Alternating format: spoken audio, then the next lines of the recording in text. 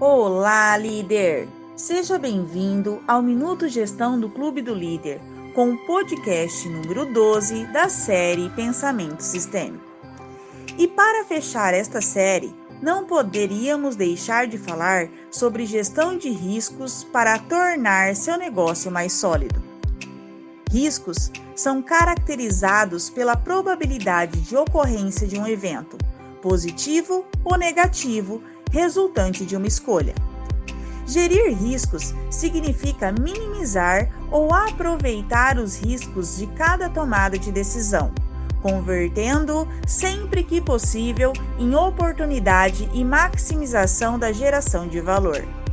Não garantir a análise de risco nas tomadas de decisões pode muitas vezes incidir na perca de oportunidades, enquanto risco positivo, quando, por exemplo, a ação atinge um público maior que o esperado e você não se preparou para atendê-lo, ou o coloca em situações difíceis, quando o risco negativo.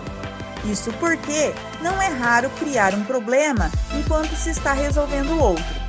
E este processo acontece tão naturalmente que só percebemos as consequências do problema criado quando o incêndio acontece. Eis aí um dos motivos de muitos líderes viverem apagando incêndios. O fato é que é justamente onde há riscos que moram as grandes oportunidades. Prever, analisar e tratar riscos garante que ações preventivas sejam tomadas para reduzir a incidência de problemas, reduzindo com isso o tempo dedicado apagando incêndios e possibilitando o direcionamento do tempo das pessoas para ações que de fato agreguem valor e promovam melhorias significativas.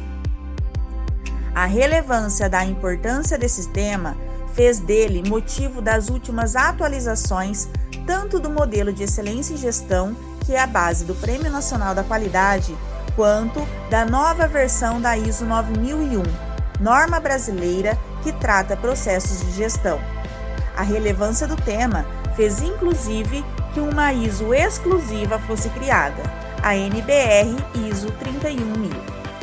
Mas o que fazer para ter uma gestão de risco eficaz? Para simplificar, a resposta é garantindo que ela faça parte da tomada de decisões de todos os processos organizacionais. Desta forma, ela tem o poder de proteger e criar valor para a organização, uma vez que aborda explicitamente as incertezas escondidas em cada decisão. E toda ação, ainda que bem intencionada, pode trazer consigo riscos escondidos. A análise de risco deve avaliar o contexto interno e externo da organização, o que já vimos como fazer em podcasts anteriores, bem como considerar os fatores humanos e culturais. Também se faz requisito para uma boa análise de risco a qualidade das informações disponíveis e a transparência entre os participantes da tomada de decisão. Fazer gestão de risco é certamente uma excelente forma de promover o processo de melhoria contínua da organização. Gerenciar riscos reduz as surpresas e prejuízos operacionais, bem como permite à organização a otimização do capital, uma vez que se mitiga riscos que podem levar a prejuízos financeiros e potencializa as chances de acertos e resultados das ações. Se você acompanhou todos os episódios do podcast de Pensamento Sistêmico, aprendeu a importância e como definir requisitos das partes interessadas, como conduzir o processo de comunicação, como definir diretrizes organizacionais estratégicas, missão, visão e valores, como definir planos de ações, referenciais comparativos e como atuar em redes. As decisões tomadas em cada um desses tópicos certamente possuem muitos riscos envolvidos. Então, para cada ponto decidido, se pergunte: o que pode acontecer de errado? Pratique a técnica do e se.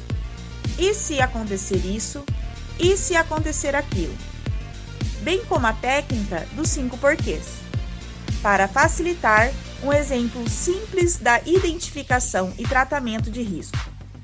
A ação pode não funcionar em função das pessoas? O que posso fazer para preparar as pessoas e aumentar o potencial de resultado da ação? Para este exemplo, uma vez a ação envolva dinheiro, caso a ação não dê certo por influência das pessoas, ela impactará em prejuízos, tanto do valor investido quanto dos valores de tempo e horas das pessoas envolvidas. Risco que poderia ser minimizado se tratado previamente com a preparação das pessoas. Gerir riscos traz proatividade à tomada de decisões, mas também pode se tornar complexa quando a quantidade de riscos identificados é alta e se tem dúvidas quanto sua relevância. Para ajudar na priorização dos riscos a serem tratados, algumas dicas são: fique atento à severidade do risco. Quanto ele pode comprometer a tomada de decisão? O produto ou serviço e a integridade das pessoas envolvidas? Qual a probabilidade de ocorrência do risco? Se responder raro ou quase impossível, siga em frente. Talvez seja mais caro colocar esforço para mitigar algo com chances mínimas de acontecer do que resolver se de fato vir a acontecer. E não menos importante, qual o grau de dificuldade de o problema ser detectado? Problemas severos e difíceis de serem detectados podem causar um grande estrago em uma organização, principalmente se tiver alta chance de ocorrência, valendo o esforço para o prévio tratamento. Identificou o risco alto demais para ignorá-lo? Faça uma análise preliminar dos impactos que o risco pode trazer para os processos. Correlacione os riscos com suas causas e consequências. E estipule medidas necessárias de prevenção ou controle. Tomar decisões baseadas em análise de risco permitirá que decisões mais assertivas sejam tomadas, que o processo de melhoria contínua aconteça proativamente, que o número de surpresas reduza, bem como o tempo com retrabalho e correções e os custos inerentes a investimentos fracassados. Por vezes, a diferença entre uma ação de sucesso e uma de fracasso pode estar na forma como lidamos com os fatores críticos envolvidos. Como diz Mark Zuckerberg, o maior risco é não correr nenhum risco. Em um mundo que muda rapidamente, a única estratégia que realmente falhará é não arriscar. Eis as dicas para que de fato arrisquem com o mínimo de segurança. Eu sou Fernanda Paz e este foi o Minuto Gestão.